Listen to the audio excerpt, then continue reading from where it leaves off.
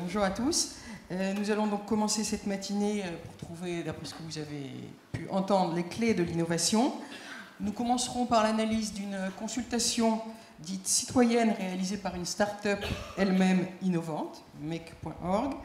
À cette analyse succéderont deux masterclass.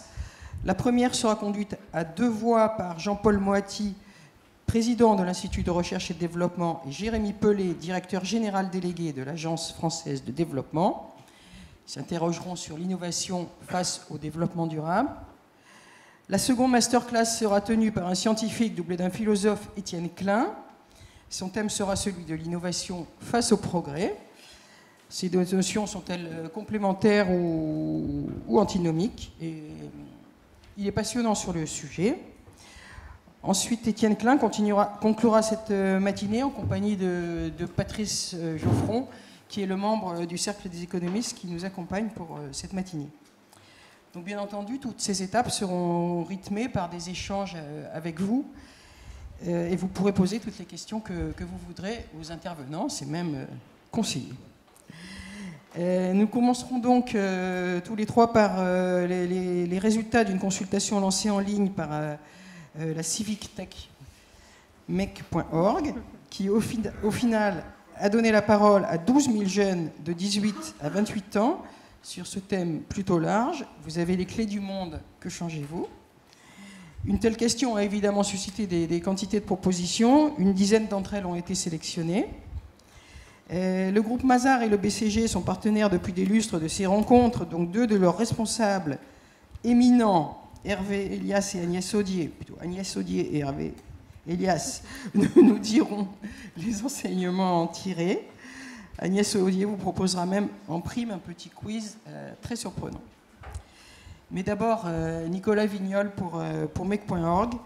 Dites-nous comment s'organise une telle consultation et surtout, que vous a-t-elle révélé? Merci. Bien, bonjour à tous. C'est impressionnant, vous êtes nombreux. Peut-être juste une toute petite incise pour dire que Make.org, ça a été créé il y a 2 ans.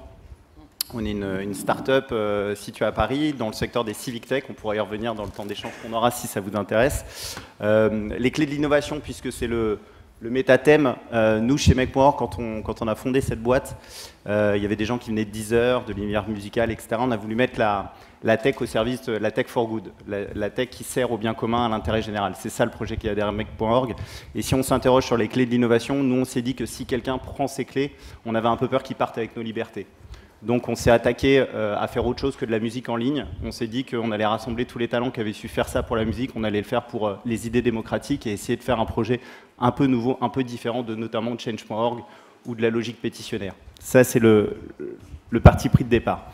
On veut dépasser la simple écoute sociale pour essayer de faire des consultations d'engagement. Donc justement, on s'y est collé, je dirais, grâce au Cercle des économistes. Et je veux vraiment remercier d'avoir eu cette audace-là. Le Cercle des économistes parle d'innovation et il le fait en nous choisissant. Donc c'est la preuve, c'est la démonstration par la preuve. Donc merci beaucoup de cette confiance. On a fait cette vaste consultation. Donc effectivement, comme vous le disiez, Sabine, 12 000 contributeurs. 12 000 jeunes de 18 à 28 ans. On pourra revenir sur la méthodologie si ça vous intéresse, mais principalement on les a recrutés sur les réseaux sociaux avec une question très simple, très ambitieuse, mais très light dans son contenu. Vous avez les clés du monde, que changez-vous? Et puis on a récolté une espèce de micro-trottoir de taille industrielle. C'est-à-dire qu'en 140 signes, les gens s'expriment avec leur colère, leurs doutes, un peu comme dans la petite vidéo. Et nous, on est capable de traiter maintenant la data de manière très fine et de rétablir ce qui est un contenu à la base très hétéroclite, très hétérogène et de lui donner une intelligence, une lecture possible. C'est en rien une photo figée de la jeunesse de France. D'ailleurs, la jeunesse de France, ça n'existe pas. Ce qui existe, ce sont des jeunes qui vivent en 2018. Donc on sort de la photo figée, on essaye de dégager la part d'estomac qu'il y a dans chez ces jeunes et de dire en fait où sont les zones d'engagement, où si les pouvoirs publics, les entreprises vont dans cette direction, on sait qu'il y aura du grip, pour reprendre un anglicisme, dans la société et dans cette jeunesse particulièrement. Donc peut-être que nous apprend cette consultation, je bascule sur les 5 grands enseignements, je fais un peu mon sondeur, ce qu'on n'est pas encore une fois.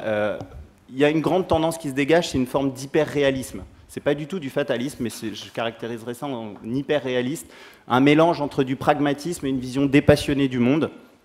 Donc par exemple, c'est particulièrement, si je vous prends un exemple concret, sur les grands enjeux sociétaux, plutôt que de faire des plateaux où on palabre des soirées entières, les jeunes ont plutôt tendance à être très pratico-concrets. Sur le cannabis, c'est Adrien qui rencontre un vif succès avec sa proposition « Il faut légaliser le cannabis pour ouvrir de nouvelles possibilités d'emploi, nuire au trafic et sortir de la crise ». Donc on voit qu'on est très précis sur le sujet, on n'est plus faut-il, non, dépénaliser, légaliser. On est sur des choses assez précises, quoi qu'on en pense. Sur le terrorisme, sujet grave, pareil, on a une approche très terrain. Il faut que les services, c'est Ferdi qui le dit, il faut que les services d'urgence, police, gendarmerie, SAMU, pompiers, puissent être accessibles par SMS et par une application simple à toute la population. C'est des choses très terrain et qui paraissent simples mais qui sont concrètes. Donc ça, c'est la grande première enseignement, hyper-réalisme. Deuxième notion qui se dégage, c'est la confiance dans les capacités de ces jeunes à trouver des solutions. Ils sont persuadés d'avoir la créativité pour trouver les solutions. Donc il y a hyper-réalisme n'est pas fatalisme, puisque dès qu'on bascule sur les solutions, il y en a. Troisième enseignement, on pense que le changement, et c'est beaucoup ressorti des 12 000 contributions, le changement, il passe d'abord par le changement des comportements individuels. C'est par l'attitude qu'on va avoir au quotidien qu'on va changer les choses. Et en même temps, et c'est le quatrième enseignement, ça n'invalide pas une haute confiance, et c'est propre à la France, c'est vraiment une singularité, une très haute confiance dans l'action publique, et notamment dans la capacité de l'État à mener les actions d'intérêt général. Il y a une forte confiance dans les pouvoirs publics et dans l'État, encore dans ce pays, chez les jeunes de France. Cinquième, on retrouve très bien sur l'environnement, on y reviendra, cette double entrée, comportement individuel et en même temps action publique qui doit conduire pour tous un changement partagé. Puis le cinquième enseignement, parce que je dois finir, c'est vraiment ce qui s'est dégagé de la petite vidéo et donc je suis content parce que c'est raccord avec ce qui est sorti, c'est agir local plutôt que penser global. On dit mondialisation, mais en fait on n'a jamais eu autant envie d'agir localement. Je prends un exemple dans la consultation, quand on parle de l'extrême pauvreté, il y a par exemple Leslie ou Romain qui nous disent « Il vaut mieux aider le SDF que j'ai fini par connaître en bas de chez moi plutôt que de donner une fois par an pour s'acheter une bonne conscience ». Ça, c'est un mouvement qu'on a vraiment observé dans cette consultation. Si on peut agir tout de suite, ici, maintenant, ça vaut autant qu'agir là-bas et partout. Voilà les 5 grands enseignements et puis je serai heureux de répondre à vos questions. Très bien, merci beaucoup. Et en tout cas, ce qui est clair aussi dans cette consultation, c'est que pour changer le monde, les jeunes ont confiance en eux, ça c'est un bon point, mais beaucoup moins dans l'entreprise, hein, apparemment. Donc, enfin, ils l'évoquent assez peu. Hein. Donc, Hervé Elias, vous êtes directeur général du groupe Mazars. Comment, à votre avis, les entreprises peuvent-elles s'adapter aux attentes exprimées par ces jeunes? Les accueillir avec chaleur et compréhension? Je suis très heureux que Mazars soit le partenaire de cette parole aux étudiants et je suis très heureux qu'on prenne du temps pour aborder votre parole. Et finalement, et je répondrai bien évidemment à votre question, je voudrais faire 3 séries de commentaires. Qu'est-ce que vous nous dites? Finalement, vous nous dites 3 choses. Vous avez des grandes priorités, l'écologie, la santé des jeunes en particulier, je crois que c'est très important. Vous avez un grand sens des responsabilités et vous avez une très grande envie d'action. Et moi, je retrouve parfaitement, on a environ 1000 jeunes qui nous rejoignent chaque année, je retrouve parfaitement ce qu'ils viennent chercher, c'est-à-dire de l'employabilité, de la mobilité pour être capable de naviguer dans ce monde. Hein, le petit bonhomme qu'on voit naviguer sur cette présentation, de l'autonomie, c'est-à-dire de la capacité à prendre des responsabilités rapidement, et puis surtout du sens. Vous voulez avoir du sens, et en particulier ce sens dans l'entreprise, il s'incarne au travers de la responsabilité sociale et sociétale de l'entreprise. Et ce que vous voulez, ce n'est pas des discours, ce n'est pas de la stratégie, c'est des actions concrètes. Et c'est ça que vous attendez de l'entreprise. Alors, vous avez raison de le dire, il y a quelque chose, c'est mon deuxième point qui m'a frappé dans cette étude. Vous êtes 16% à dire que l'entreprise a un rôle à jouer, d'ailleurs pratiquement avant l'État, c'est ça qui m'a frappé. Mais quand on vous demande si vous faites confiance à l'entreprise, vous n'êtes plus que 3% à dire oui.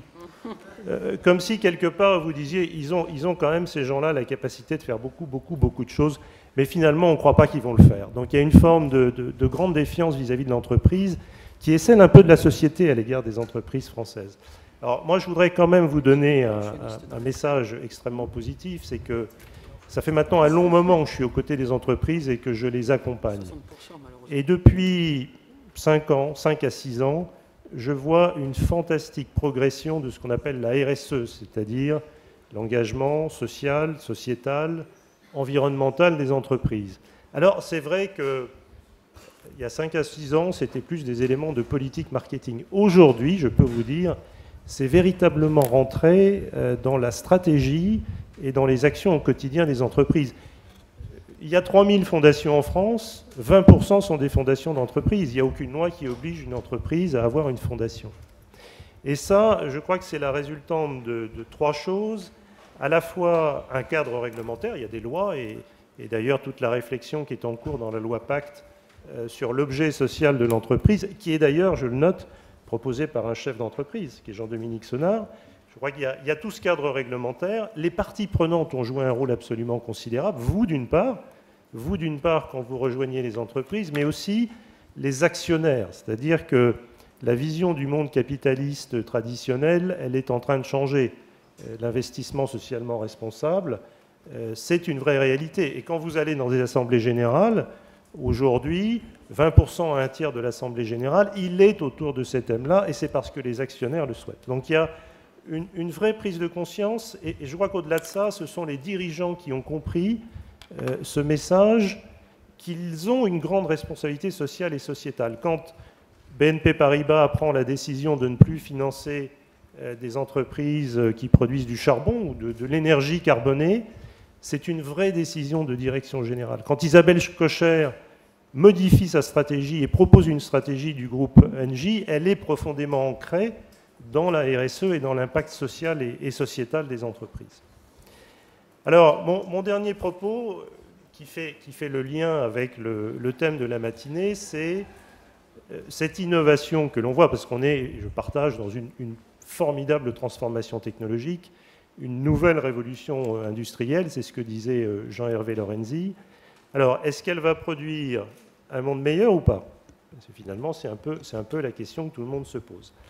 Alors, je vois, moi, plein d'éléments positifs à court terme, et je pourrais passer la matinée à vous citer des exemples.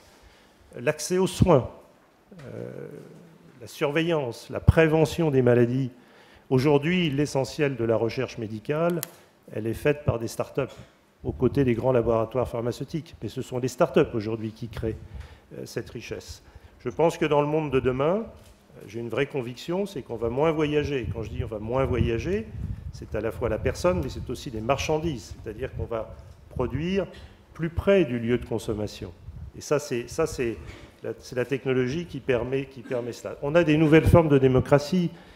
Souvenez-vous que les printemps arabes sans les réseaux sociaux, ils ne seraient véritablement jamais arrivés. Alors, donc moi j'ai plein d'éléments, je dirais, d'espoir. Il y a quelques risques à long terme qu'il faut avoir en tête, et ce sera sans doute au cœur de ces débats. Je pense qu'il va y avoir un grand déplacement des équilibres dans les 10 à 20 ans qui viennent, et à 2 niveaux. D'abord, les équilibres du travail.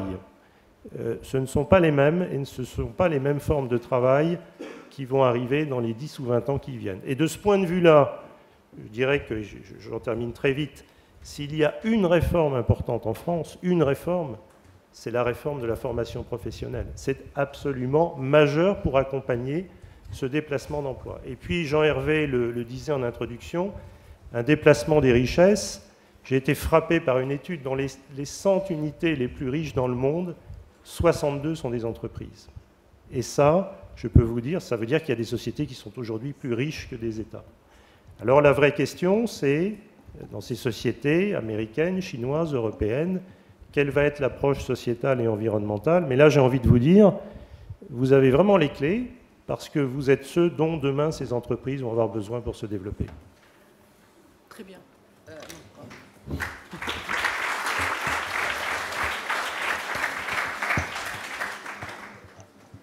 Merci beaucoup. Quelquefois, je me demande aussi si de tels résultats auraient été obtenus, on en parlera tout à l'heure dans le débat, peut-être dans d'autres pays. Est-ce que cette défiance, c'est pas une spécificité de l'entreprise? Est-ce que c'est pas une spécificité française, des jeunes comme des vieux d'ailleurs? Enfin bon. Elle est incontestablement beaucoup plus marquée en France qu'elle ne l'est par exemple dans les pays anglo-saxons. Ouais, c'est comme... pour continuer ce petit tour, Agnès Audier, vous êtes associée au BCG. Vous, à la lecture de ces résultats, vous avez été troublé, non pas tellement par ce que ces jeunes ont dit, mais surtout parce qu'ils n'ont pas dit. C'est ce que vous avez remarqué, et la famine en Afrique, et la misère du monde, et le digital, où sont-ils passés? Absolument. Et alors, en parallèle de travaux pour regarder les résultats de la consultation, le hasard de la vie fait que je me suis replongée dans mes archives de 94, quand j'étais conseiller technique de Simone Veil. Alors d'abord, une petite question, est-ce que quelqu'un sait ce que c'est que le CIP, la crise du CIP de 94 ? Parmi les chemises oranges, ou en tout cas les moins de 25 ans. Pas massif. Donc le CIP, c'est un contrat de travail que le gouvernement Balladur avait essayé de pousser, avait fait même voter, qui permettait de payer des jeunes à 80% du SMIC, essayant de lutter de cette façon contre le chômage des jeunes, qui est un sujet qui ne date pas d'aujourd'hui. C'est insertion professionnelle. Insertion professionnelle, absolument. Et donc, grand succès populaire auprès de la jeunesse en France, grande manifestation, et derrière, retrait du projet et consultation des jeunes. Alors, je voudrais vous montrer une slide, si on peut l'afficher, qui... peut-être la prochaine, la suivante. Bon, alors, je pense que... Voilà. Est-ce qu'on peut retirer l'incrustation pour pouvoir lire, s'il vous plaît? Voilà, super. Et donc, je vous ai mélangé ici des recommandations qui ont été faites par la consultation dont nous parlons ce matin et des résultats de la consultation de 1994. Donc, si je prends au hasard la troisième... Qui pense que c'est une recommandation de 94? Qui pense que c'est une recommandation de 2018? C'est imposer la semaine de 4 jours au collège? La troisième, non. Application des dispositifs concernant l'accessibilité. Des lieux publics ou handicapés. Bon, visiblement, vous n'avez pas envie de lever les bras, mais 94? D'accord. Et 2018? Bon, alors le résultat est sur la page suivante. Voilà, vous voyez bien où je veux en venir. C'est extrêmement troublant de voir qu'en fait, on a des recommandations extrêmement similaires. Et c'est intéressant, il y a plein d'interprétations possibles. Hervé disait tout à l'heure, gardons-nous tous de simplification. C'est intéressant parce qu'on peut dire que ça correspond effectivement aux grandes tendances qui ont été décrites tout à l'heure par Nicolas, ce que vous nous avez dit à travers les consultations. On peut aussi se dire que c'est parce que depuis 1994, on n'a jamais réussi à résoudre globalement tout un tas de sujets, que finalement, il reste sur la slide et qu'on continue à se poser la question de savoir comment on les résout. En tout cas, je trouve que c'est extrêmement troublant parce qu'en 1994, rappelez-vous, c'est pas seulement qu'il n'y avait pas d'iPhone, mais qu'il n'y avait pas d'email. Figurez-vous qu'on faisait des consultations sans mail. On faisait des consultations où on envoyait des questionnaires par la poste et on arrivait quand même à faire des choses intéressantes. Donc, vous voyez, sur une période de 25 ans, on retrouve les mêmes thématiques. Et donc, moi, ça apporte pour moi une question quand même à la salle, finalement, sur laquelle je pense que c'est intéressant de débattre. C'est comment se fait-il que dans toutes vos recommandations, que ce soit à travers vos contributions écrites ou films, et puis à travers cette enquête, vous nous parlez tellement peu du digital de façon générale? Je sais bien qu'on peut dire que c'est parce que c'est de votre vie quotidienne et que vous êtes né avec, mais ça ne peut pas être la seule explication. Pourquoi vous ne parlez pas, par exemple, de tout ce dont parlent les gourous de la Silicon Valley, étendre l'espérance de vie en bonne santé à 120 ans, résoudre les problèmes de nutrition en Afrique, changer complètement l'accès à l'éducation par le numérique. Voilà, donc je trouve que quand on lit les résultats, ce qui trouble, c'est effectivement qu'on a une permanence des sujets et finalement pas tant que ça une prise en compte du digital en tant que tel. Nicolas l'a dit un peu, mais pour l'État, ça dit quand même beaucoup de choses. C'est-à-dire cette attente d'État et de pouvoir public en matière de régulation de manière à changer les comportements individuels. Je trouve que c'est un axe extrêmement fort et qui, pour des gens qui écrivent des politiques publiques et les font vivre, est un point très important. Pour les entreprises, Hervé en a parlé, il y a toute la dimension RSE, mais moi j'entends qu'il y a aussi une autre dimension qui est finalement des problèmes comme le logement. Comment le privé peut contribuer à résoudre le sujet du logement. Comment on peut faire finalement, par exemple, du logement de qualité beaucoup moins cher, de façon à ce qu'on puisse beaucoup mieux résoudre les problèmes de crise de logement, de manque de logement de qualité. Idem sur la santé, idem sur l'éducation, idem sur tous les sujets sur lesquels vous interpellez. Il y a tout le monde associatif, finalement, pour qui je pense que ces résultats sont intéressants à regarder plus en détail aussi, puisque comment capter l'énergie qui est donnée, qui est transmise à travers tout ce que vous avez envie de faire, sans être finalement, avoir le sentiment qu'elle va être diluée dans des grandes organisations que vous jugez trop lointaines ou trop politiques. C'est une vraie question. Et de façon générale, toute cette question finalement du local, alors qu'on vous propose les clés du monde, hein, pas les clés de la France, on vous propose les clés du monde, vous nous répondez le SDF en bas de chez moi. Je pense que c'est un questionnement qu'il faut prendre en compte très, très au sérieux. Voilà, merci beaucoup.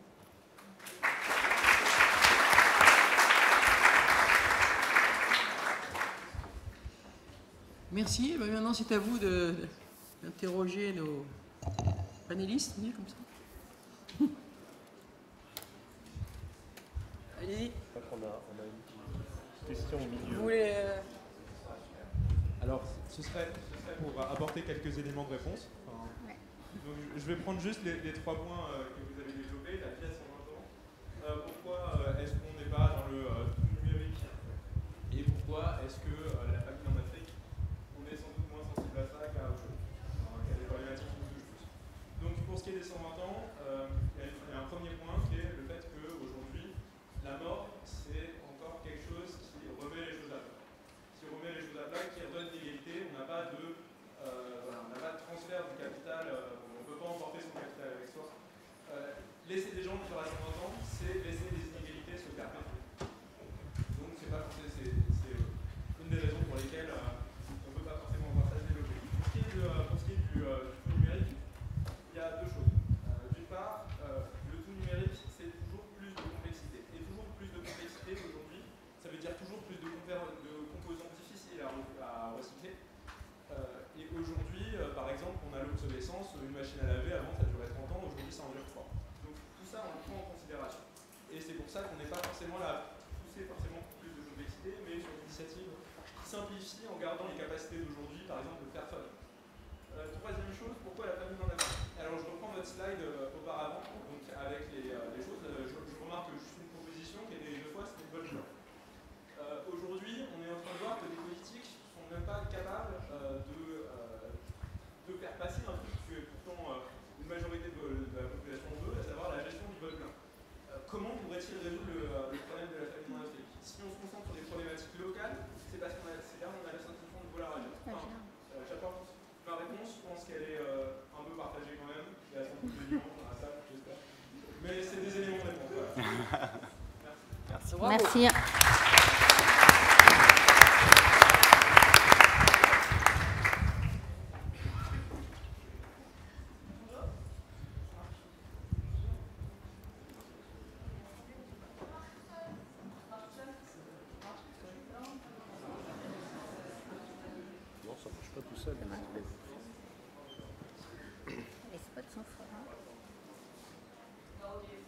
Pour revenir sur ce que vous disiez sur le digital, vous mettez les différents points que vous avez mis sur le slide, pour avoir un peu à côté. Ce qu'on voit en fait, c'est que c'est des idées un peu générales quand on dit inventer une nouvelle forme de démocratie. Il n'y a aucun, on ne parle pas des moyens. Et je pense que une grande partie d'entre nous, quand on a une vingtaine d'années, on est avec le numérique, même si on a quelques parties, je pense que c'est presque une évidence. Ça va passer par là. Moi, je pense qu'il y a il ne marche pas. Donc le digital, c'est une évidence et on peut améliorer la démocratie avec du digital. Ce que vous avez décrit, c'est améliorer la démocratie. Pour la démocratie, pour l'éducation. Mettez votre micro. Ça marche? Non. Je passe le mien. Le mien marche?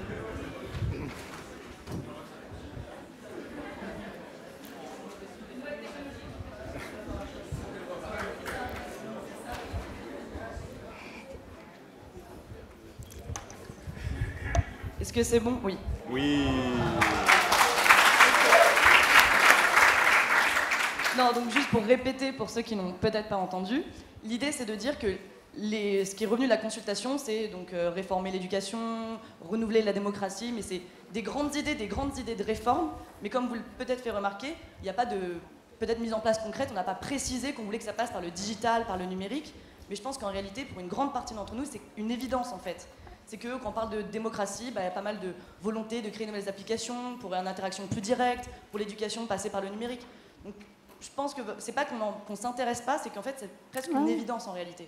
Donc c'est se tromper peut-être de débat, le pas de dire qu'on s'y intéresse pas. J'en profite quand même pour dire qu'au cas où il y aurait un doute, il n'y avait pas de jugement de valeur dans ce que j'ai dit. C'était juste une description à plat. Parce qu'encore une fois, j'ai sorti mes archives de 94. Je ne sais pas si vous savez, mais on archive les dossiers des cabinets, des ministres pendant des années de manière extrêmement sérieuse. Et donc, on peut aller consulter des archives. Et donc, c'est en relisant les recommandations que je me suis dit, mais c'est incroyable, quoi. C'est les mêmes phrases. Oui, mais c'est un peu triste. Mais pas les mêmes moyens. C'est un peu triste en réalité que ce soit les mêmes choses il y a 25 ans. C'est un peu triste. Regrettable. Maintenant, on a de nouveaux moyens. Autant essayer d'en profiter. Et, Merci.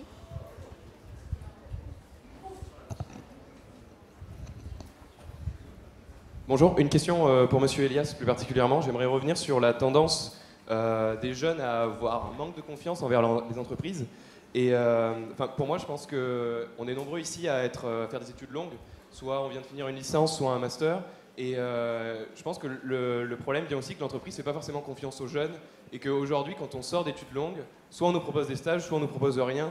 Et je pense qu'il ne faut pas s'attendre à ce que les jeunes fassent confiance aux entreprises si les entreprises ne leur font pas confiance en retour. Donc voilà, c'est...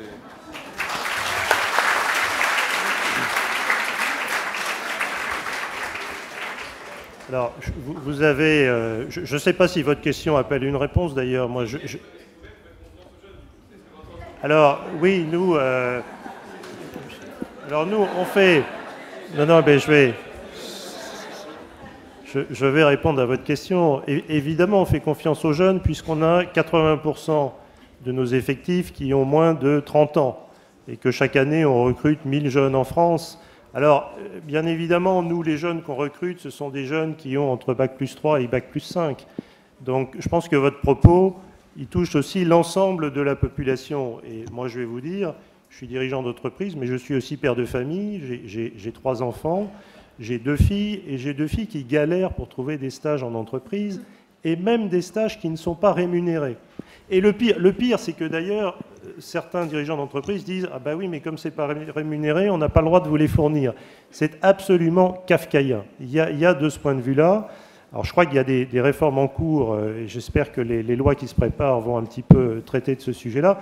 Moi, je crois qu'il y a un sujet auquel l'entreprise est... Il y a en particulier un think tank qui est l'Institut de l'entreprise qui a décidé de travailler sur ce sujet-là. C'est le sujet de la formation professionnelle et le sujet de l'insertion des jeunes. Parce que c'est paradoxal, si vous voulez. On a aujourd'hui 3 millions de chômeurs en France et on a à peu près 300 000 emplois qui ne peuvent pas être pourvus chaque année. Alors la moitié de ça, c'est des faux emplois, ce sont des questions de statistiques. Mais il y a à peu près 150 000 demandes d'emploi aujourd'hui qu'on n'est pas capable de satisfaire. Et aujourd'hui, beaucoup d'entreprises ont décidé de créer leur propre filière de formation professionnelle. Mais encore faut-il qu'au niveau du parcours scolaire en France, parce que ça c'est véritablement un problème français, on revalorise ces filières de formation professionnelle. Donc là, il y a à la fois un effort croisé des entreprises, et moi je crois qu'elles ont véritablement commencé à le faire, mais aussi des pouvoirs publics. Il n'y a pas que le bac S, la prépa, l'université, les formations professionnelles ont leur lettre de noblesse. Merci. Il y a encore une dernière question? Ou deux d'ailleurs? Avec un micro qui marche. Il marche, c'est bon? Oui. Alors moi, ça m'a intéressé votre réflexion sur le fait qu'on nous a posé une question sur les clés du monde et qu'on a répondu local. Alors je vais prendre mon expérience personnelle. Quand j'ai voulu répondre à cette question, j'ai d'abord essayé des grandes mesures mondiales. Et en fait, quand on regarde aujourd'hui le monde, il est tellement complexe avec les spécificités selon les régions, selon les pays. Mais en fait, même les pays, aujourd'hui, c'est assez obsolète d'en parler. On voit des revendications au sein même des pays. Et donc, en fait, de trouver des solutions qui fonctionnent partout, c'est aujourd'hui assez difficile. Et du coup, même si on cherche des grandes lignées, quand on regarde dans l'histoire, par exemple, quand on a eu des mondialisations, donc aujourd'hui on est toujours dans la mondialisation, mais on en a eu bien avant, et avec par exemple la colonisation, ce que l'Europe a fait vis-à-vis de l'Afrique ne fonctionnait pas. Aujourd'hui, l'Afrique est un continent qui pâtit de ce qui s'est passé politiquement au cours de la colonisation, et qui aujourd'hui, on se rend bien compte, ne correspond pas au modèle européen qu'on a en tête. Le continent ne fonctionne pas selon les modèles qu'on a appliqués, qui sont purement occidentaux. Et du coup, si on peut faire ce travail de grandes idées, je pense qu'aujourd'hui sur Terre, peu de gens ne veulent pas résoudre le problème de la pauvreté, de la nutrition, de la santé, mais trouver une solution qui fonctionne absolument partout, c'est gommer les différences qui sont dans le monde et avoir une observation qui n'est pas du tout granulaire. Et aujourd'hui, je pense que la seule réponse qu'on peut apporter, c'est de dire à notre échelle, cette solution fonctionne, mais à côté, elle ne fonctionnera pas et chacun doit trouver la façon d'adapter le système à son propre pays. Alors, vous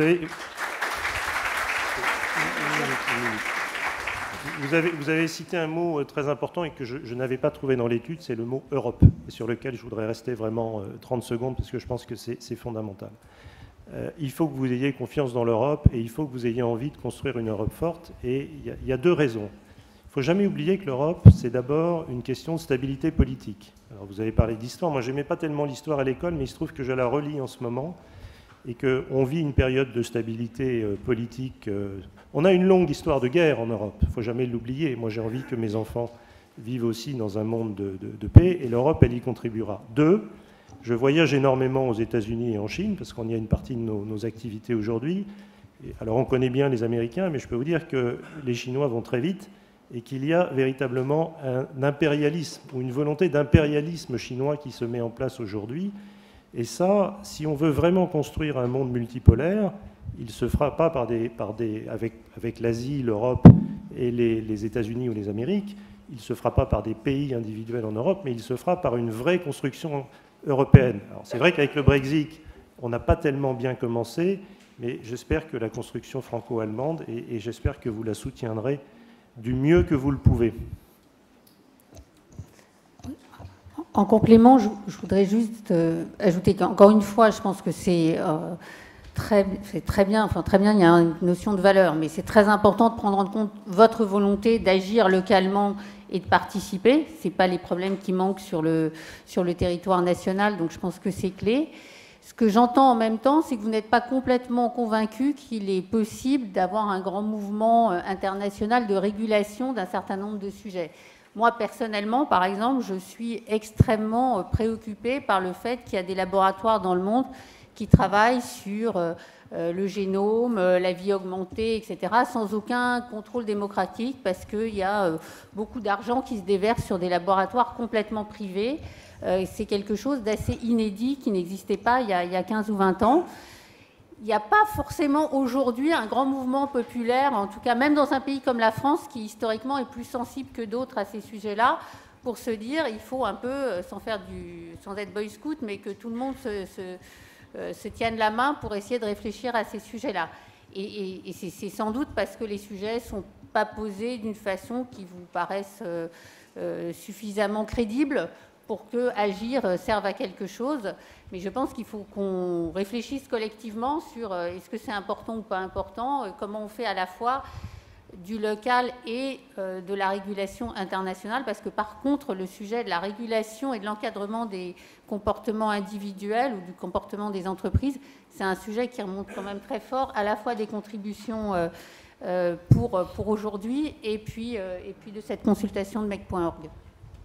Très bien. Ce qui était frappant aussi, c'est que c'est la confiance dans l'action publique encore pire que celle de l'entreprise. Ça console. Bon, est-ce qu'il y a une dernière question? Bien. Non, bah alors donc on va passer à la session suivante, la masterclass. Ah, il y a un monsieur qui est frustré. Bonjour. Bonjour. Un monsieur qui a levé le bras juste à temps. Bon, alors dernière question. Je suis un micro-chef d'entreprise, donc je suis un petit parmi les grands. D'abord, je suis ravi qu'il y ait beaucoup de jeunesse ici, parce qu'il y a 15 jours, il y a quelque chose qui me manque dans ce qui vient de se dire, c'est le mot culture. Il y a 15 jours, j'étais, à Solidaise. Ça fait 17 ans que je vais à Solidaise. Ça fait 17 ans que je vois des jeunes, il y avait 220 000 personnes. Je suis assez surpris de voir que dans le transformation du monde, on ne parle pas de culture. Or, ce qui m'a été étonné, c'est que s'il y a un sujet qui réunit à la fois la jeunesse et nous, les vieux adultes, c'est le rock and roll. Et moi, très sincèrement, j'ai été frappé de voir qu'à Solidaire, il y a une générosité de fond, il y a quand même un panel d'associations qui luttent contre le sida depuis pratiquement plus de 20 ans. Il faut savoir que la pandémie n'est pas encore réglée. Et il y a à côté de ça, le rock and roll, avec tout ce que ça comporte d'excès. Je ne vous cache pas que les jeunes, parfois, sont assez excessifs, lorsqu'on parle d'alcool, par exemple. Mais très sincèrement, est-ce que dans le transformation du monde, il n'y aura pas, quelque part, quelque chose qui nous réunira tous, c'est le mot culture. Or, ce qui me surprend, vraiment, c'est que dans les évolutions, les transformations du monde, où est l'artiste? Et donc, j'aimerais bien avoir votre réponse là-dessus.